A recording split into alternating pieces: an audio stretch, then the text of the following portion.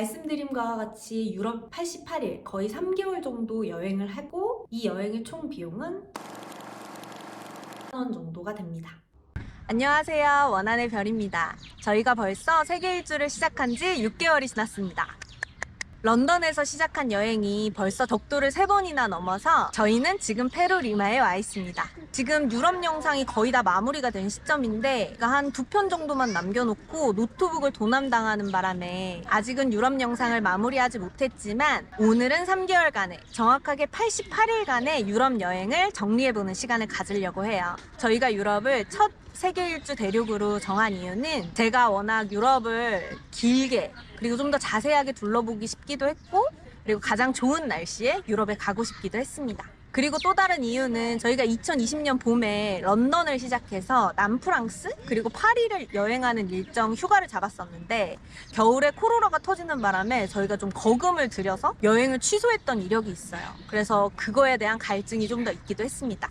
그래서 이번 여행도 런던에서부터 시작해서 저기 북유럽이랑 스페인 쪽인 남유럽을 제외하고 유럽을 한 바퀴 전체적으로 둘러보고 남프랑스 그리고 파리에서 마무리하는 일정으로 잡았는데요. 그리고 저희는 아프리카로 넘어가게 됩니다. 저희는 88일 동안 12개국 그리고 30개가 넘는 도시를 여행했고요. 수많은 볼거리와 먹거리를 즐기면서 여행했습니다. 이번 영상은 88일 동안 유럽을 여행하며 쓴 저희의 총 비용과 자세한 비용들을 좀 세분화해서 말씀을 드리려고 해요. 그리고 어떤 교통편을 이용했는지 어떤 숙박을 이용했는지에 대한 정보들도 공유드리려고 합니다. 그러면 이제 시작해보겠습니다. 저희 영상을 처음부터 꾸준히 봐주신 분들은 저희를 잘 알겠지만 처음 봐주시는 분들을 위해서 간단하게 저희 소개랑 오늘 리뷰할 유럽 3개월 여행의 루트에 대해서 잠깐 말씀드리도록 하겠습니다. 안녕하세요. 저희는 이제 유튜브 6개월 차 퇴사 후에 세계 여행을 하고 있는 부부입니다. 1년 안 되는 시간을 세계여행 기간으로 잡았고 1차 세계여행이 끝난 후에도 계속해서 여행을 이어나갈 것 같아요. 오늘 말씀드리려고 하는 내용은 저희가 3개월 동안 유럽 여행을 한 총 루트와 비용에 대해 이야기를 드리려고 합니다. 저희는 총 88일 동안 유럽을 여행했고요. 북유럽과 그리고 아주 동쪽인 동유럽 그리고 스페인, 포르투갈인 남유럽을 제외하고 요 중간에 있는 대부분의 유럽들을 여행했어요. 처음에는 인천에서 런던으로 들어와서 5일 정도를 지냈고 에딘버러로 넘어온 후에 차를 렌트해서 스코틀랜드를 4일 정도 여행했습니다. 첫 번째로는 조용한 해안 도시인 오반에 있었고 두 번째로는 풍광이 정말 아름답기로 유명한 스카이섬에 방문했습니다. 그 다음에는 더프타운이라는 곳에 갔는데요. 저희가 되게 술을 좋아하는 부부인데 최근에 몇 년 동안 위스키에 굉장히 꽂혀 있었거든요.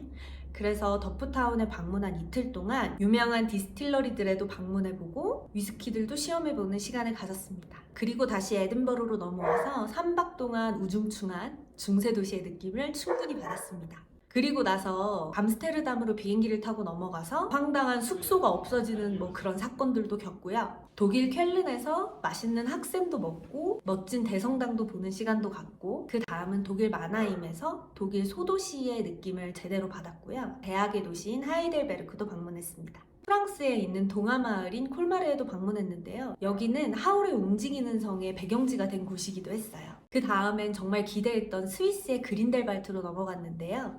왜 많은 신혼부부들이 스위스로 신혼여행을 오는지 알게 되는 시간이었습니다. 물론 저희가 갔을 때는 비가 좀 와서 충분히 스위스의 매력을 느끼지 못한 것 같아 다음에 스위스를 한 번 더 갈 예정이에요.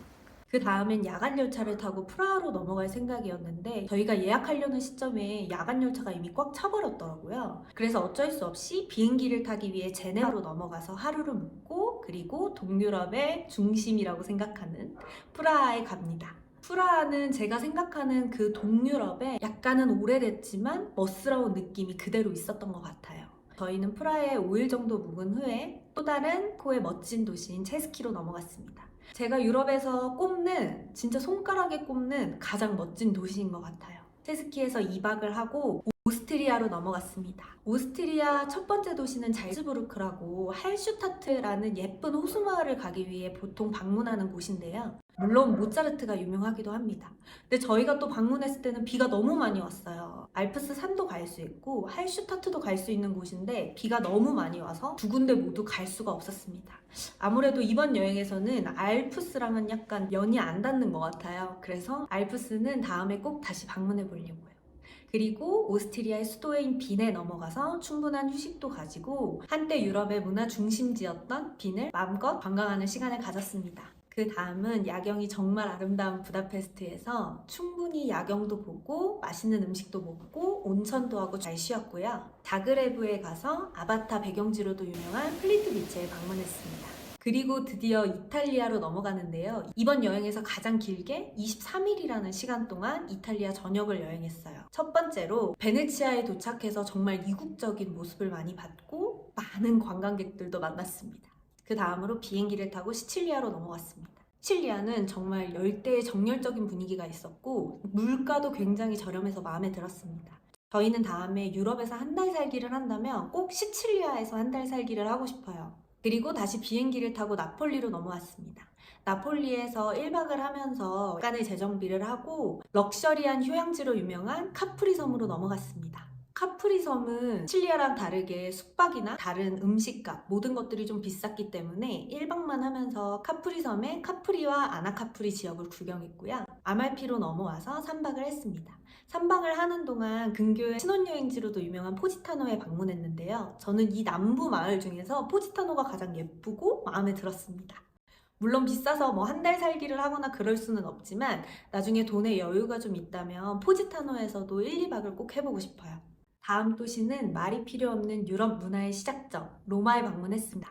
정말 수많은 인파에 떠밀리듯이 여행을 했는데 그래도 뜻하지 않게 톰 크루즈 형님도 만났고요. 바티칸 시티도 방문해보는 뜻깊은 시간을 가졌습니다. 피렌체에서는 운 좋게 우피치 미술관 티켓을 공짜로 얻었어요. 그래서 원님은 우피치 미술관도 다녀오고 뜻밖의 불꽃놀이도 구경했습니다. 이탈리아의 마지막 도시인 제노바는 저희는 별 기대하지 않고 갔는데 생각보다 정말 아름답고 좋은 도시였습니다. 나중에 여기서도 꼭 한 달 살기를 해보고 싶어요. 그 다음에 프랑스로 넘어갑니다. 이탈리아와 프랑스는 옆 나라였지만 분위기가 많이 다른 나라였습니다. 이탈리아 제노바에서 프랑스 니스로 바로 넘어갔고요. 프랑스의 대표 휴양지인 니스에서 해수욕도 하고 근처 나라인 모나코도 다녀오고 즐거운 휴양을 보냈습니다. 그리고 다시 렌터카를 빌려서 칸과 럭셔리한 휴양지인 생트로페를 지나 생소한 드라이끼냥이라는 마을에서 하루를 지내기도 했고요. 남프랑스에서 유명한 관광지인 베우동 협곡에서 오리배를 타기도 하고 발랑솔에서는 흐드러지게 피어있는 라벤더를 보기도 했습니다. 이번 프랑스 여행에서 제가 가진 로망을 거의 다 이뤘던 것 같아요. 그리고 남부의 큰 도시인 엑상프로방스와 고우가 사랑한 아르에서 프랑스 소도시의 매력을 충분히 느낄 수 있었습니다. 교황의 도시인 아비뇽에서는 샤토네프 디파프 와이너리를 방문해서 다양한 와인도 시음해보고 포도밭도 구경했고요. 유럽의 마지막 도시이자 제가 정말 가고 싶었던 파리에서는 일주일을 머물면서 도시 곳곳을 둘러보았습니다. 그리고 제가 이번 여행에서 꼭 가졌던 로망이 에펠탑이 보이는 발코니와 창이 있는 숙소에서 묵는 거였어요. 그 로망도 이뤘습니다.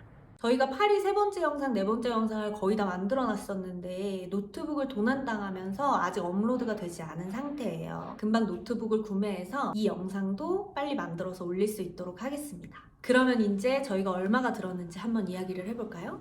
말씀드린 것과 같이 유럽 88일, 거의 3개월 정도 여행을 하고 이 여행의 총 비용은 1,969만 원 정도가 됩니다. 하루 평균 금액을 20만 원 언더로 끊는 게 저희의 목표였는데 렌터카에서 돈이 많이 들기도 했고 마지막 파리에서 제가 잡은 에펠탑이 보이는 숙소가 좀 비쌌어가지고 프랑스 여행에서 지출이 좀 많아지는 바람에 20만 원 언더로 끊을 수는 없었습니다. 하지만 22만 6천 원 정도면 괜찮은 것 같아요. 한 달이면 670만 원이죠.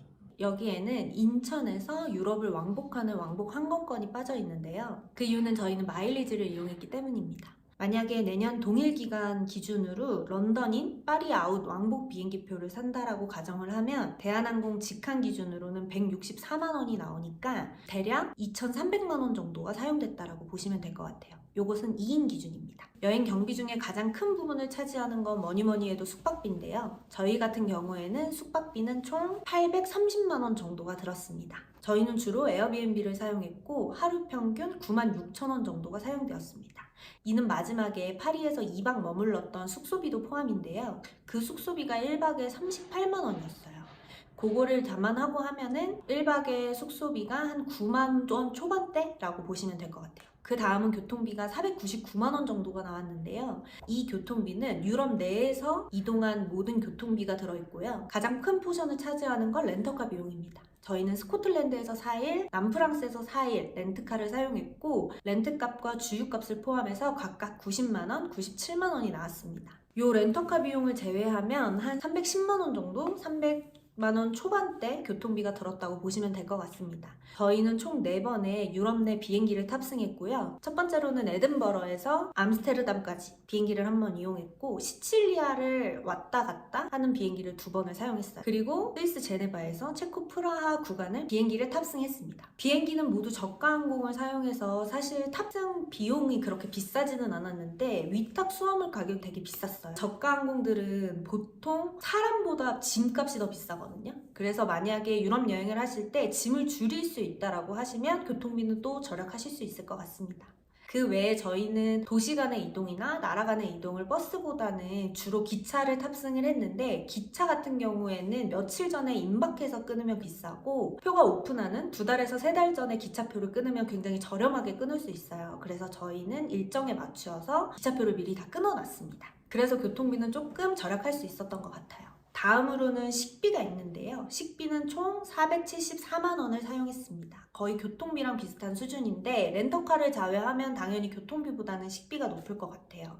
팬데믹 이후에 물가도 많이 오르고 아시아나 한국 물가보다 유럽 물가가 비싸다는 이야기를 많이 들어서 그래서 저희가 항상 주방이 있는 숙소를 구하려고 하다 보니까 에어비앤비를 주로 사용하게 됐는데요. 그래도 각종 외식비가 300만 원 정도로 전체 식비의 63%를 차지했습니다. 이번 여행에서는 하루에 한두 끼는 꼭 집밥을 해 먹었거든요. 유럽 같은 경우에는 외식비는 한국보다 비싸지만 마트 물가는 한국보다 저렴한 편이에요. 그래서 집밥을 해 먹는 게 여행 경비를 절약하는 데 큰 도움이 될 수 있습니다. 이번 여행에서는 집밥으로 파스타를 저희가 정말 많이 해 먹었는데 면도 되게 다양하고 소스는 생각보다 다양하진 않지만 그래도 이것저것 재료를 어떻게 넣느냐에 따라서 다양한 맛이 나서 지루하지 않게 거의 이틀에 한 번 이상 파스타를 저희는 먹었습니다. 파스타가 질리지가 않아요. 파스타는 최고의 음식입니다. 특히 기억에 남는 파스타는 원님이 처음으로 그 프랑스 콜마르에서 볼로네제 파스타를 해줬어요. 그때 진짜 너무 맛있어가지고 그 다음부터 파스타는 원님이 항상 요리하고 있습니다. 그리고 저희가 제노바에서 피스타치오 파스타 소스를 요만한 걸 하나 사서 프랑스 니스에서 해먹었거든요. 그것도 진짜 맛있었습니다.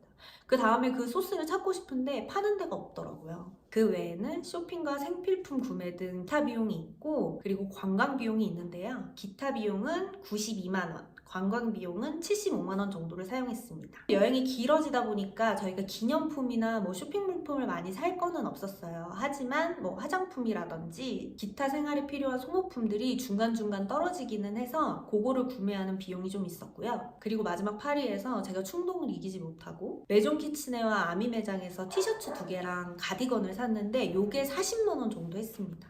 그러니까 저희가 쇼핑비가 92만 원이었고 40만 원이 빠지니까 실제로 저희가 생필품을 산 비용은 한 50만 원 정도가 될 것 같아요. 그리고 관광 비용은 75만 원이 나왔는데 관광 비용이 적은 이유는 초반에 저희가 런던에 갔을 때 내셔널 갤러리라든지 대형 박물관 이런 데를 많이 방문했었어요. 근데 런던은 대부분의 박물관이나 미술관이 무료로 운영되고 있습니다. 그때 너무 좋은 작품들도 많이 보고 미술관이나 박물관을 충분히 방문했다고 생각해서 꼭 방문해봐야 할 반고흐 미술관 그리고 루브르 박물관을 제외하고는 입장료를 내고 방문해야 하는 미술관이나 박물관은 대부분 방문을 하지 않았습니다. 또 초반에 쾰른 대성당을 다녀왔는데 진짜 그 성당이 너무 멋있었어요. 그리고 예전에 세비야 대성당이나 사그라다 파밀리아도 다녀왔었거든요. 유럽에는 정말 예쁘고 멋있는 성당들이 엄청 많잖아요. 만약에 그 도시나 그 나라만 방문을 했다면 당연히 입장료를 내고 방문을 했겠지만 이번 여행에서는 주된 목적이 관광지를 방문하는 것이 아니었기 때문에 딱히 입장료를 내고 방문하지는 않았습니다. 그래서 유럽에서는 관광 비용이 생각보다 적게 든 것 같아요. 그나마 스위스 그란델발트에서 저희가 피르스트에 올라가고 트로티 바이크도 탔었잖아요. 그 액티비티가 17만 4천 원. 그리고 방문했다가 정말 큰 우박이 떨어지는 바람에 그냥 돌아올 뻔했던 플리트 비치에 방문한 비용이 11만 3천 원이 들었습니다. 부다페스트에서 세체니 온천에 방문하고 런던에서 본 레미제라블 공연이 각각 73,000원 정도로 그 뒤를 잇고 있어요. 하지만 저희가 유럽 대륙이 끝나면 바로 아프리카 대륙으로 넘어가잖아요. 아프리카 대륙에서는 관광 비용이 어마어마하게 듭니다. 아프리카 대륙은 교통비랑 관광비가 진짜 많이 들어요. 나중에 아프리카 여행 영상도 기대해 주시고, 아프리카 여행이 끝나고 나면 저희가 또 비용 이야기를 한번 이렇게 또 찍을 건데요. 그것도 많이 기대해 주시기 바랍니다. 저희 3개월 88일 동안의 유럽 일정과 비용은 이제 다 말씀드렸습니다. 저희가 코로나가 거의 끝나고 유럽에 방문했더니 정말 사람들이 많았어요. 특히 이탈리아 쪽에는 많은 유튜브에도 나오고 TV에도 나오지만 정말 넘쳐 흐릅니다. 그리고 물가가 많이 올랐어요. 이건 개인차가 있을 수가 있지만 제가 느끼기에는 거의 말미어서 그랬을지 몰라도 프랑스 물가가 정말 비싸게 느껴졌었고, 하지만 그만큼 그 나라는 정말 아름답고 좋았습니다. 오늘 이야기를 말하는 중에 시칠리아에 한 달 살기를 하고 싶다, 제노바에 한 달 살기를 하고 싶다 이런 말씀을 드렸었는데, 저희가 유럽을 3개월, 그러니까 88일만 있었던 이유는 첫 번째로는 쉥겐 조약이 있습니다. 한국인은 유럽의 거의 모든 나라를 다 무비자로 여행할 수 있는데, 쉥겐 조약이 묶인 나라들은 180일 이내에 90일만 여행을 할 수 있어요. 그러니까 90일이 넘어가게 되면 일종의 불법 체류가 됩니다. 중간에는 육로로 다니면 문제가 없을 수도 있거든요. 하지만 비행기로 다니면 어쨌든 여권 검사, 신분증 검사가 이루어지기 때문에 90일이 넘은 게 바로 들통이 나게 됩니다. 그러면 나라의 입국을 거부당할 수도 있어요. 그래서 많은 분들이 쉥겐 국가에서 90일 정도를 있고 비쉥겐 국가에서 90일 정도를 있어서 180일을 채우고 다시 쉥겐 국가로 가고 이런 식으로 많이 하시거든요. 저희는 모든 국가를 쉥겐 국가만 갔었기 때문에 그냥 90일 이내로 채웠습니다. 두 번째로는 유럽의 성수기를 피하고 싶었습니다. 유럽 자체가 여행을 하기에 물가가 저렴한 편은 아닌데, 그 성수기가 되면은 숙소값도 올라가고 음식값도 올라가고 교통비도 올라가고 많은 비용이 더 들 수 있어서 그 성수기를 피해서 아프리카 대륙으로 넘어갔습니다. 개인적으로 저는 대학교 때 배낭여행을 유럽이 아니라 인도로 갔었는데요. 그때 유럽으로 배낭여행을 굳이 가지 않았던 이유가, 유럽은 나중에 돈을 더 많이 벌어서 예쁘게 하고 좋은 음식도 먹고 좋은 곳에서 자고 정말 멋지게 유럽 여행을 하고 싶어서 상대적으로 더 가난했던 대학생 시절에 유럽으로 배낭여행을 가지 않았었어요. 그리고 15년이라는 시간이 흘렀습니다. 이번에 제가 대학생 때부터 꿈꿨던 유럽 배낭여행을 제대로 할 수 있었는데, 소감을 짧게 얘기하자면 대학생 때 저는 정말 잘 결정했던 것 같아요. 이번에 저희가 엄청난 금액을 들여서 뭐 좋은 식당을 가거나 뭐 엄청 고급 호텔에 자거나 그런 여행은 아니었지만, 충분히 좋은 곳에서 자고 가고 싶은 것도 많고 가고 먹고 싶은 것도 먹고 사고 싶은 것도 사고 즐거운 여행이었습니다. 이 영상이 유럽 여행을 준비하시는 분들에게 조금이나마 도움이 됐으면 좋겠어요. 그리고 다음 영상에 더 좋은 내용으로 찾아뵙겠습니다. 안녕!